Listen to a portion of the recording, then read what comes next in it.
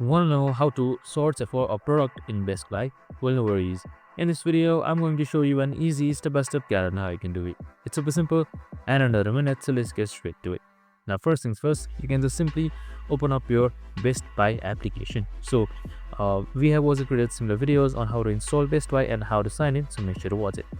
So now once you have done all of that, and you should be under this interface right here, you should be introduced on this interface. Now in order to sort your products, what you can do is you can simply select the sorts bar right here, which you should be able to sort. So you can just simply see browse all products on the bottom as well, or you can just simply sort in just like this right here. Just simply type in anything that you like and it should show. So I'm just going to search up laptop, and as you can see, it should show laptops for me, and that's it. Super simple and easy. So as you can see right here, if you don't find it, just simply head to our shop and just simply search for it. I hope this video helped. If it did, make sure to like, subscribe, and tune in with us for more of these similar videos. Have a good day and see you in the next one.